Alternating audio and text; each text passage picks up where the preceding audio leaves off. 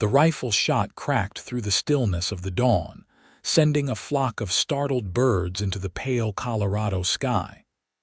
Clara O'Brien lowered the weapon slowly, her eyes fixed on the coyote that had been menacing the chicken coop. It lay motionless now, and she felt no triumph, just the quiet satisfaction of a necessary task completed. She hadn't missed a shot in years, not since her father had taught her to handle firearms when she was barely tall enough to see over the barrel. The year was 1879, and Las Animas, Colorado was stirring to life as the sun broke over the eastern horizon. Clara tucked a loose strand of auburn hair behind her ear and headed back toward the house. At 26, she was well past the age when most women in town had settled into marriage, but Clara had never found reason to change her independent ways. That is, until the letter had arrived 3 weeks ago. "Miss O'Brien, are you going to teach us to shoot like that someday?" Clara turned to see 8-year-old Emma Young standing on the porch, her nightgown still rumpled from sleep, blonde hair hanging in messy braids. Behind her, the door to the modest ranch house stood open, the scent of coffee wafting outside. "Perhaps when you're older, Miss Emma," Clara replied with a smile. "Does your father know you're out here?"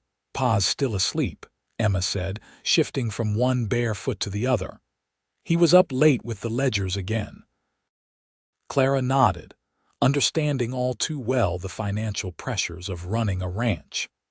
William Young had been struggling since his wife Sarah passed away during last winter's influenza outbreak.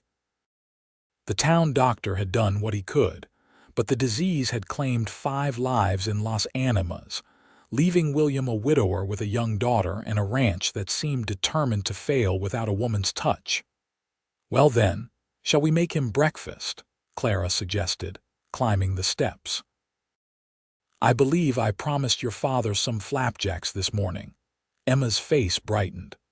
"With honey," Clara confirmed, ushering the girl back inside. The Young ranch was modest compared to some in the territory, but it had good water and decent grazing land. What it lacked was proper maintenance. Since Sarah's death, things had begun to deteriorate. Fences sagged. The garden had gone wild, and the house itself had taken on an air of neglect that spoke of a man drowning in grief and responsibility. Clara had come in response to William's desperate letter to her cousin in Denver. He had asked if anyone might be willing to come help with his daughter and house for a few months, until he could arrange for a more permanent solution. Clara's teaching position at the Denver school had just ended for summer break, and with no family obligations of her own, she had decided to answer the call. What she had found upon arriving was far worse than she'd expected. William Young was barely holding on to his ranch, to his sanity, to his role as a father. Emma, sweet and resilient, was doing her best to fill the void her mother had left, but she was still a child in need of guidance and love. Clara set about preparing breakfast in the kitchen that was now becoming familiar after 3 weeks. She had spent the first days cleaning, organizing, and making the house habitable again. William had been wary at first, a proud man reluctant to accept help, but his exhaustion and Emma's immediate attachment to Clara had worn down his resistance. The sound of heavy footsteps on the wooden floor announced William's arrival. Clara turned from the stove to see him standing in the doorway, his tall frame filling the space. At 34, he was still a handsome man despite the new lines etched around his eyes and the slight silver that had begun to thread through his dark hair at the temples. "Good morning, Mr. Young," Clara said cheerfully. "Coffee's hot. Miss O'Brien," he nodded, his voice still rough with sleep. "I heard a shot." "Just a coyote by the chicken coop," she explained, flipping a flapjack in the cast-iron skillet. "Don't worry, your hens are safe." William poured himself coffee and sat at the table. "I should have been up earlier to deal with that." "Nonsense. You needed the rest, and I'm perfectly capable with a rifle. Clara placed a plate of steaming flapjacks before Emma, who immediately reached for the honey pot. Not too much, darling, Clara cautioned gently, and Emma obediently reduced the pour to a reasonable amount. William watched the interaction with an expression Clara couldn't quite read. There was gratitude there, certainly, but also something deeper, a pain that flickered briefly in his gray eyes. "Miss O'Brien, you've done more for us in 3 weeks than I could have hoped," he said finally. "I've been meaning to ask, would you consider extending your stay? Emma has grown quite fond of you." Clara set a plate before him, considering her response. She had already been thinking about this very question. Her teaching position would resume in September, but that was still 2 months away. And in those 3 weeks, something unexpected had happened. She had grown fond of this place, of Emma's bright spirit, and though she was hesitant to admit it even to herself, of the quiet strength she sensed in William Young. "I can stay through August," she replied. "That would give you time to make more permanent arrangements for when the school term begins." Relief washed over William's face. "Thank you, that would be most helpful." After breakfast, William headed out to mend fences with his ranch hand, Joaquin Martinez. Clara set Emma to her reading lessons before tackling the week's laundry. As she worked in the yard, hanging sheets to dry in the warm summer breeze, her thoughts drifted to the strange path that had brought her here. Clara had come to Colorado 5 years earlier, following the death of her parents in a Philadelphia fire. With no siblings and only distant relatives, she had accepted a teaching position in Denver, drawn by the promise of independence and new beginnings. She had built a quiet life for herself, respectable but somewhat solitary.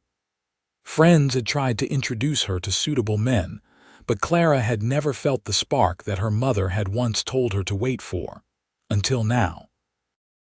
Though she tried to dismiss it, there was something about William Young that stirred feelings she had never experienced. Perhaps it was watching him with Emma, the tenderness beneath his gruff exterior. Or maybe it was the way his eyes sometimes lingered on her when he thought she wasn't aware, a look not of mere gratitude but of growing admiration. "Miss Clara, Miss Clara." Emma's voice broke through her reverie as the girl came running across the yard, a book clutched in her hand. "I finished the chapter and I understood all the words just like you showed me," Clara smiled, pushing aside her thoughts of William. "Wonderful. Shall we discuss it over lunch then?" The days fell into a pleasant rhythm. Clara tended to the house and garden, taught Emma, and gradually extended her efforts to the ranch books, which William had been neglecting. In the evenings, after Emma was asleep, she and William would sit on the porch, talking of the day's events and sometimes sharing stories of their pasts. One evening, about a month into her stay, William returned from town with a parcel for Clara. "The new McGuffey readers you ordered came in," he said, handing her the package. "Johnson at the Mercantile says you've put in quite a few orders lately." Clara accepted the books with a smile. "Emma is advancing quickly. She has a bright mind."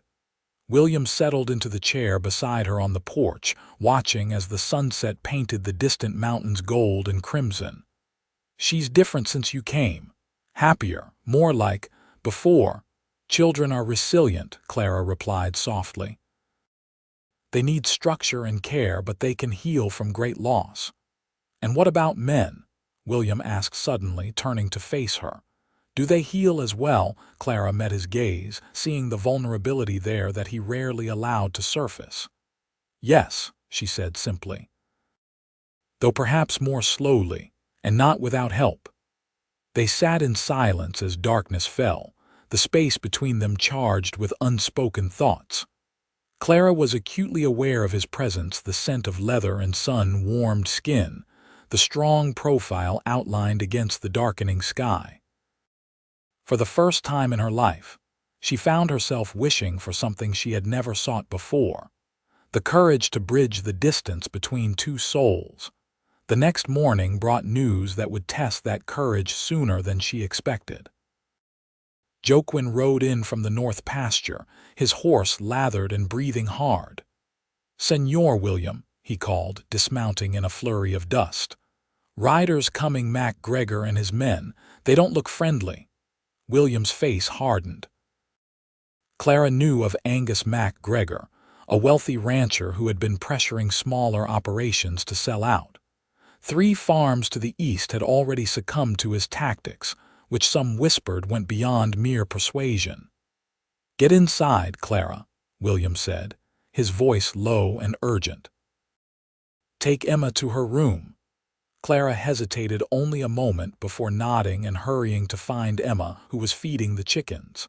"Come along, sweetheart," she said, trying to keep her voice light. "Time for your history lesson." Emma looked past her, seeing the approaching riders. "Is that Mr. MacGregor? Pa doesn't like him." "All the more reason for us to be inside," Clara replied, guiding her firmly toward the house. Through the window, she watched as 5 men rode into the yard. MacGregor was easily identifiable by his expensive clothes and the silver-trimmed saddle that gleamed in the sunlight. William stood his ground, Joaquin at his side, both men's hands resting near their holstered revolvers.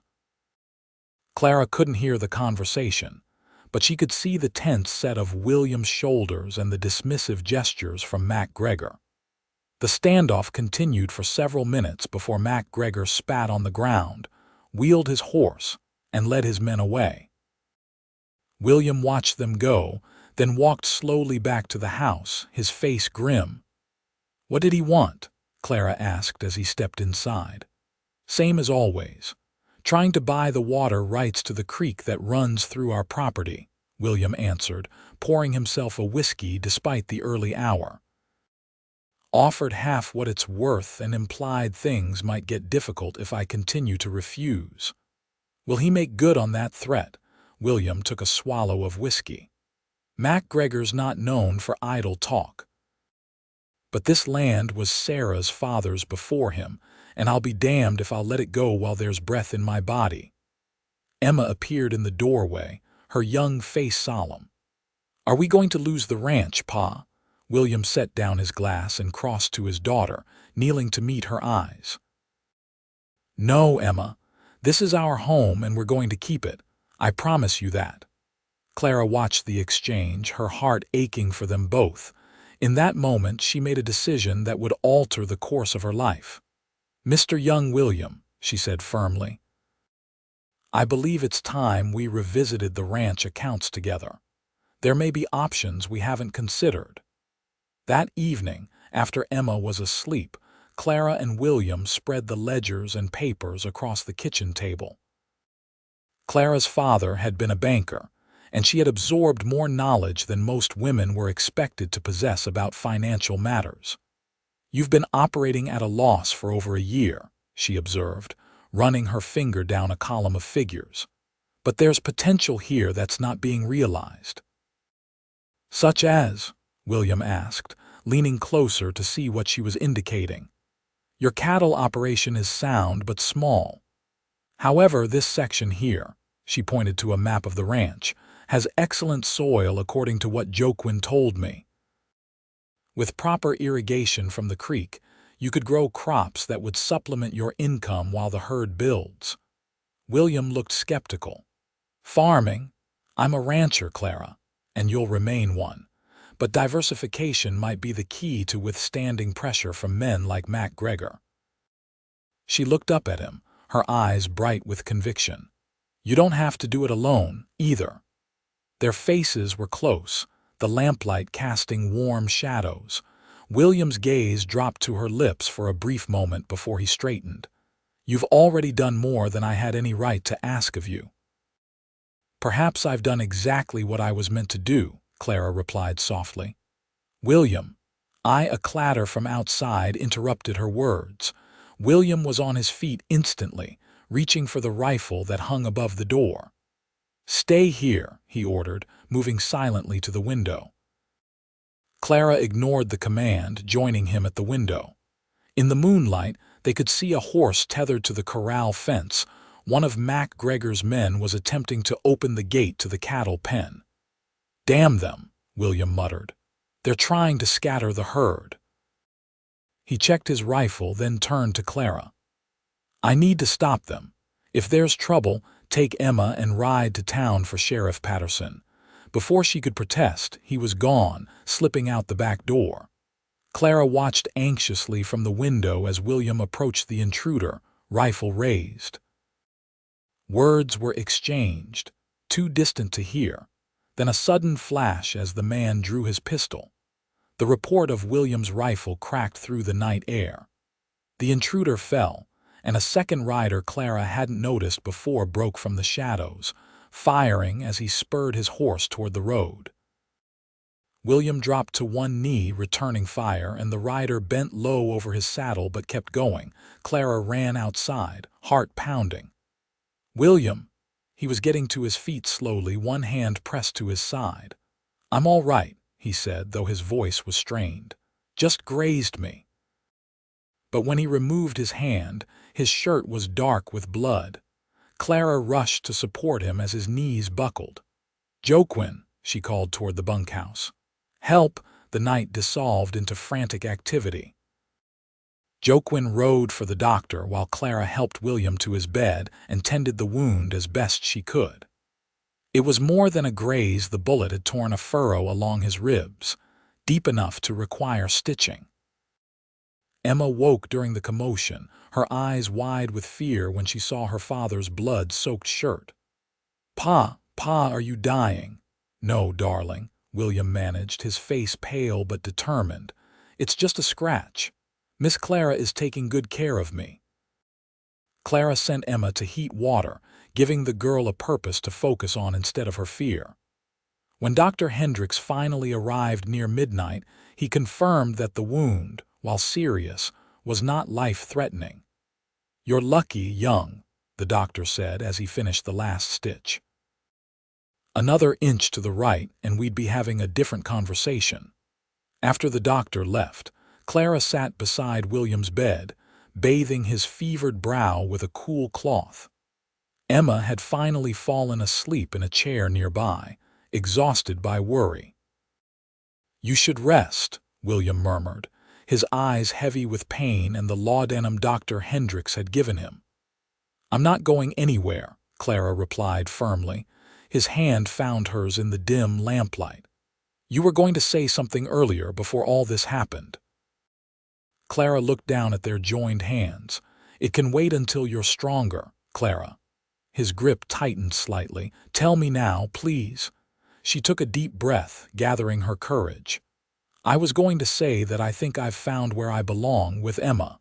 With you, if that's something you might want as well." William's eyes, clouded with pain, suddenly cleared. "I've wanted to ask you to stay since the first week you were here, but I had nothing to offer except a struggling ranch and a heart I wasn't sure could love again." "And now," Clara whispered. "Now I know it can," he replied, his voice gaining strength. "I love you, Clara O'Brien. I think I began falling in love with you the moment you stepped into our lives." Clara felt tears welling in her eyes. "I love you too, William, and Emma, I love you both." He tried to sit up, wincing at the pain. Clara leaned forward instead, and their lips met in a tender kiss, filled with the promise of all that was to come. Dawn broke with Sheriff Patterson and 2 deputies at the door. The body of Mac Gregor's man had been removed during the night, and now the law had questions. William, weak but insistent on handling the matter, told the sheriff everything, from Mac Gregor's threats to the attempted rustling. "This has gone far enough," Patterson said grimly. "I've been hearing rumors about Mac Gregor's tactics, but this is the first time there's been bloodshed. I'll be paying him a visit today." "Be careful," William warned. "He has men who are loyal to him." "So does the law," Patterson replied. "Rest up, young. I'll handle Mac Gregor." After the sheriff left, Clara helped William back to bed. Emma had gone with Joaquin to check on the cattle, which had remained safely penned despite the night's events. "You should have gone back to Denver when Mac Gregor first showed up," William said, though his tone belied his words. "This is no life for a schoolteacher." Clara straightened his covers with brisk efficiency. "Perhaps not for some schoolteachers, but I find I quite enjoy the excitement." William chuckled, then winced at the pain it caused. "Clara O'Brien, you are the most remarkable woman I've ever known." "Second most," she corrected gently. "Emma has told me enough about Sarah to know she was exceptional." William's expression softened. "She was, and she would have liked you very much. She would be grateful, as I am, for what you've done for Emma." Clara sat beside him on the bed. "I didn't come here looking for a family, William, but I've found one nonetheless." "Will you marry me, Clara?" The question came suddenly, his gray eyes earnest and vulnerable. "Not out of gratitude or convenience, but because I love you and want to build a life with you." Clara's heart swelled with joy. "Yes," she said simply. "Yes, I will marry you." The news of their engagement spread quickly through Las Animas, bringing visitors bearing congratulations and, more practically, food for the household while William recovered. The town had watched with interest as the independent schoolteacher from Denver had breathed new life into the young ranch, and most approved of the match. Emma's reaction, when they told her the following day, was one of pure delight. "Does this mean you'll be my mother now?" she asked Clara, her small face alight with hope. Clara knelt to embrace her. "If you would like me to be." Emma threw her arms around Clara's neck. "I've been wishing and wishing. Pa says Mama's in heaven watching over us, but I wanted someone here too." William, standing with the aid of a cane, placed his hand on his daughter's shoulder. "Your mother will always be in our hearts, Emma, and now Clara will be part of our family too." The shadows that had hung over the young ranch began to lift in the weeks that followed. Sheriff Patterson's visit to Mac Gregor had resulted in the rancher being charged with conspiracy to commit theft and accessory to attempted murder.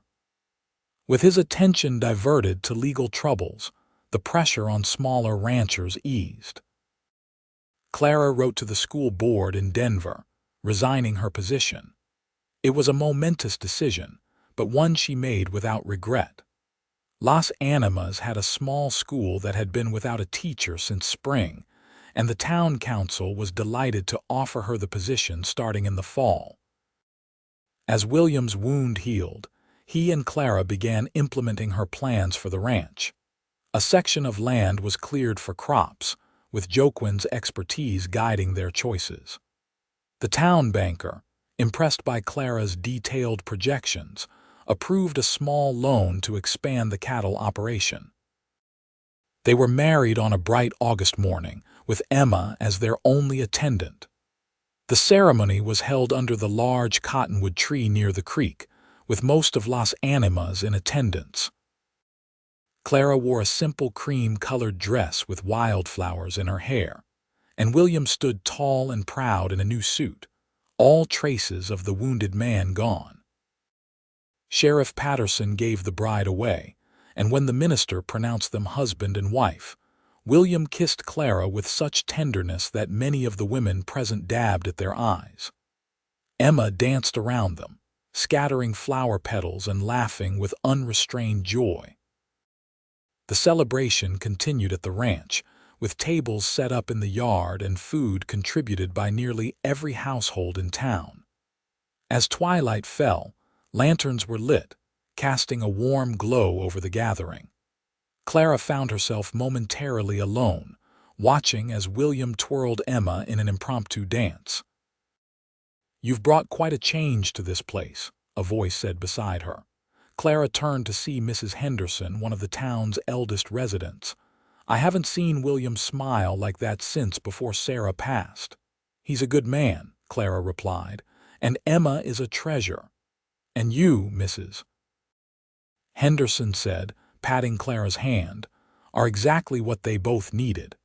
Sarah would approve, you know.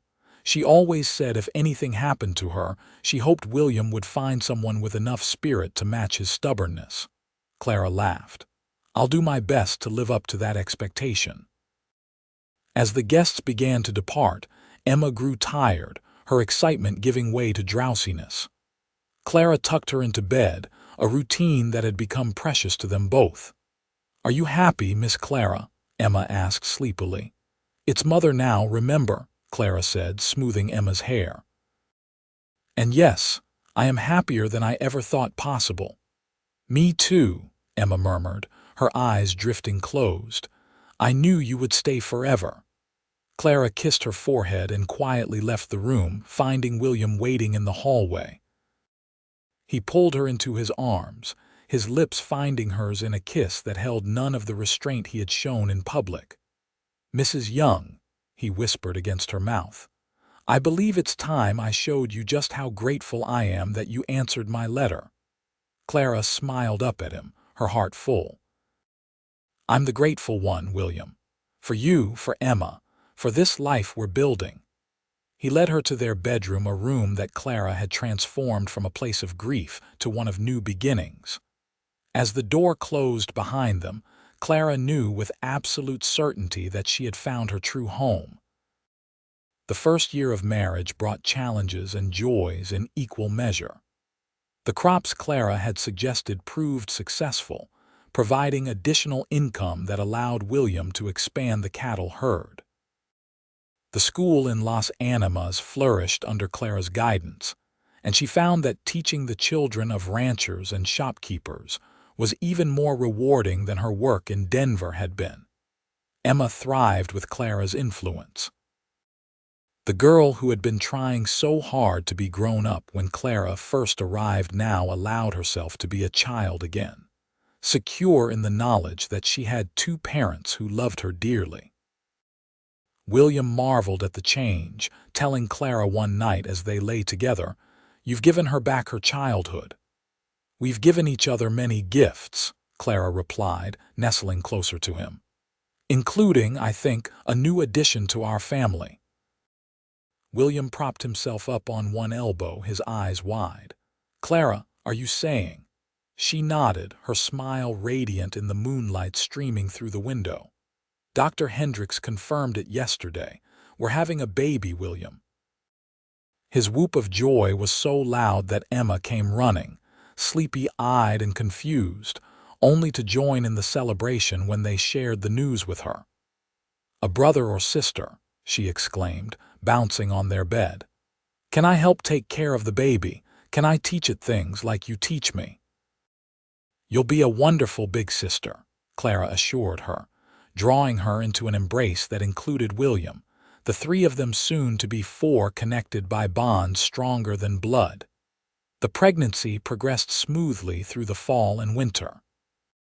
Clara continued teaching until late in her term, riding to and from the schoolhouse in a buggy William had purchased for her comfort. The women of Las Animas rallied around her, sharing advice and helping with preparations for the baby. In early April of 1880, just as the first wildflowers were beginning to carpet the hills around the ranch, Clara gave birth to a son. The labor was difficult, lasting through the night and into the next day, but Dr. Hendricks declared both mother and child healthy and strong. William, who had paced the porch until his boots nearly wore through the floorboards, entered the bedroom with trepidation that gave way to wonder when he saw Clara holding their son. "He has your eyes," Clara said softly, as William sat beside her on the bed. "And I think he'll have your stubbornness as well, considering how determined he was to take his time arriving." William touched the baby's tiny hand with a finger that seemed enormous by comparison. "What shall we name him?" "I was thinking James, after my father," Clara suggested. "James William Young. It's perfect," William agreed, his voice thick with emotion. "Hello, James," he said to his son. "Welcome to the family." Emma was allowed in shortly after, her approach to the bed cautious until she saw the baby's face. "He's so small," she marveled. But he's perfect, isn't he, Mother? Absolutely perfect, Clara agreed, making room for Emma to sit beside her. Would you like to hold your brother? Emma's eyes widened. Can I? What if I drop him? You won't, William assured her, showing her how to support the baby's head as they transferred him to her arms. The look of fierce protection that came over Emma's face as she held her brother touched Clara deeply. This was what she had hoped for when she first came to the ranch, not just to provide temporary help, but to heal a broken family and perhaps become part of something lasting and true. The years that followed brought prosperity to the young ranch. William's cattle operation expanded, and the crops Clara had suggested became a reliable source of additional income. 2 years after James was born, Clara gave birth to a daughter they named Grace, completing their family. MacGregor, convicted of his crimes, had been forced to sell most of his holdings to pay fines and legal fees. The land was divided among smaller ranchers, creating a more balanced distribution of power in the region. William, respected for his integrity and fair dealing, was elected to the town council, where his voice helped shape policies that benefited all residents of Las Animas. Clara continued teaching until Grace was born, then decided to focus on educating her own children and managing the increasingly complex finances of the ranch. She started a small lending library in town, bringing books from Denver on her occasional visits and encouraging a love of learning among the children of Las Animas. Emma grew into a thoughtful young woman with her father's determination and Clara's love of knowledge. At 16, she announced her intention to attend college in Denver, an ambition that Clara wholeheartedly supported, and William eventually came to accept, though not without concerns about his daughter's safety in the city. She'll be fine, Clara assured him as they watched Emma board the train for her first term. She has your strength and Sarah's grace, and she knows she always has a home to return to. William squeezed her hand, his eyes suspiciously bright. You've given her wings, Clara. Both of our children have opportunities I never dreamed of when I was scratching out a living on a failing ranch. We've done it together, Clara corrected him gently. Everything we've built has been a shared effort. As they returned to the ranch that afternoon, James and Grace racing ahead to check on a new litter of kittens in the barn, William stopped the buggy at the crest of the hill that overlooked their property. The house gleamed with fresh paint, the fields were green with crops, and cattle dotted the pastures that stretched toward the distant mountains. You ever regret it? William asked suddenly. Giving up your life in Denver to come here? Clara turned to look at him, this man whose face had become more dear to her with each passing year. The silver at his temples had spread, and the lines around his eyes had deepened, but to her, he was more handsome than the day they met. I didn't give up a life, she replied. I found one. Everything I have that matters is right here.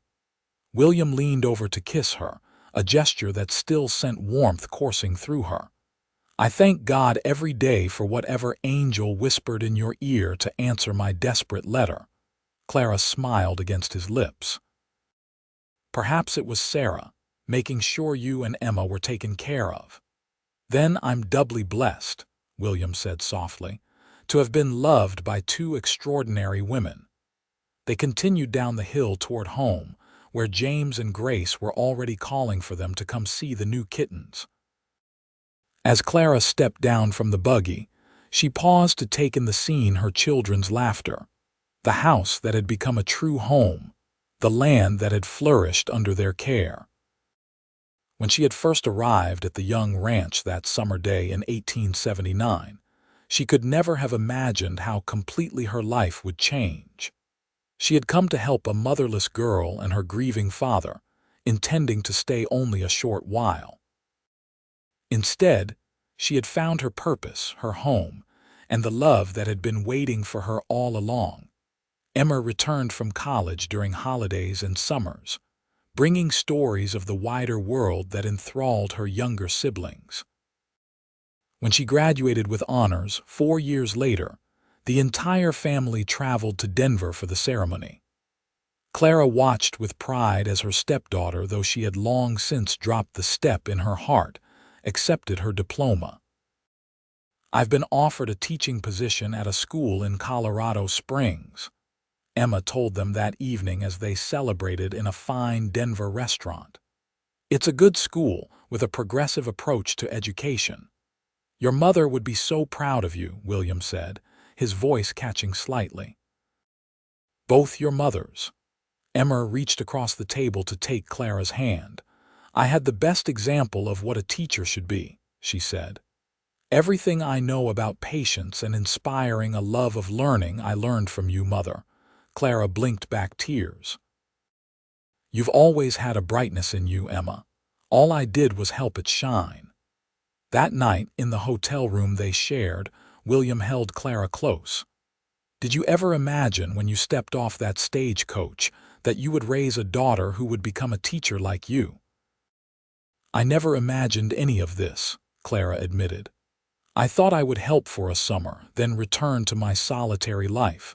I had no idea I was traveling toward my future, not away from it." Back at the ranch, life continued its steady rhythm. James showed a gift for working with animals, often accompanying William and Joaquin, now the ranch foreman, on their rounds. Grace inherited Clara's love of books, but combined it with a spirited independence that often left her parents both proud and exasperated. As the children grew, so did the ranch's prosperity. William and Clara invested in modern equipment and expanded their operations. They built a new, larger house adjacent to the original homestead, though they kept the old house standing, a testament to their beginnings and the memories it held. Emma married a young doctor in Colorado Springs when she was 25, and their first child, a girl they named Sarah Clara, became the center of William and Clara's world whenever the family visited. James, following in his father's footsteps, took on more responsibility at the ranch, showing a head for business that matched his mother's and a love for the land that was pure young. Grace, the most adventurous of their children, announced at 18 her intention to study law, a shocking ambition for a young woman in 1900, but one that neither William nor Clara would discourage. "The world is changing," Clara told her husband as they discussed how to support Grace's dreams. "Our daughters should have every opportunity our son does." William, who had once been so traditional in his thinking, nodded in agreement. "You've changed me in many ways, Clara Young, all for the better." As they entered their third decade together, Clara and William found themselves at the center of a thriving family and community. The ranch had grown to be one of the most successful in the county, known for its progressive practices and fair treatment of workers. Las Animas had grown as well, with Clara's influence evident in the school, library, and women's improvement society she had helped establish. On their 25th wedding anniversary, the entire town turned out for a celebration at the ranch. Tables were set up under the cottonwood trees, now much larger than when they had exchanged their vows beneath them. Emma and her family came from Colorado Springs, and Grace returned from her studies in Denver. James, who now ran much of the day-to-day operations of the ranch, had secretly arranged for musicians from Pueblo to provide entertainment. As twilight fell and lanterns were lit, casting the same warm glow Clara remembered from their wedding day, William led her to the center of the gathering. "I have something for you," he said, presenting her with a small wooden box. Inside was a gold locket, beautifully engraved with their initials. When Clara opened it, she found a tiny portrait of Emma, James, and Grace on one side, and on the other, a miniature rendering of the ranch house as it had looked when she first arrived. "To remind you of where we started," William said, "and all we've built together." Clara touched the locket reverently. "It's beautiful, William. I'll treasure it always." He fastened it around her neck, then took her hands in his. 25 years ago, a brave and beautiful woman stepped into our lives when we needed her most. She brought light back to a home that had grown dark with grief. She loved a little girl as her own and gave her back her childhood. She stood beside me through hardship and danger and helped build this ranch into what it is today. Clara was aware of the crowd around them, of Emma's shining eyes and James and Grace's proud smiles, but in that moment, it was as if she and William were alone. "I have loved you more with each passing year," William continued, his voice strong despite the emotion evident in his face. "And I will love you for all the years we have left together. Thank you for answering my letter, Clara O'Brien Young. Thank you for becoming the heart of our home." He kissed her then, to the cheers and applause of everyone present. As the music began and William led her in a dance, Clara felt a sense of completion that transcended mere happiness. This was fulfillment, the deep satisfaction of a life well lived, surrounded by those she loved most in the world. Later that night, after the guests had gone and the children had retired to their rooms, Clara and William stood on the porch of their home, looking out at the land that had become so much a part of them. "I never thought I could be this happy," William said, his arm around her waist. "After Sarah died, I thought that part of my life was over." "I know," Clara replied softly. "I felt the same after my parents died. I had resigned myself to a solitary life, content but never truly connected. And now look at us," William said with a smile. "Surrounded by family, with grandchildren and probably more to come." Clara leaned her head against his shoulder. "Do you remember what you wrote in that letter? You said you needed someone to help with Emma and the house for a few months, just temporary help until you could make other arrangements." William chuckled. "God had other plans, it seems." "The best plans," Clara agreed. "I came to be a temporary mother to a little girl who needed one. Instead, I found my entire world." They stood together in the cool evening air, the stars bright above them and the sounds of their home creaking timbers, settling livestock, the soft breathing of their sleeping children surrounding them like an embrace. Clara thought of the young woman she had been, stepping off that stagecoach in Las Animas, uncertain but determined to help a family in need. She could never have imagined the journey that awaited her, the love that would transform her life. As they turned to go inside, William paused, drawing her close for one more kiss. "Thank you for stepping in like you'd always been here," he whispered, "because now I can't imagine a world where you weren't." Clara smiled up at him, her heart full. "I'm exactly where I was always meant to be," she replied. "Home,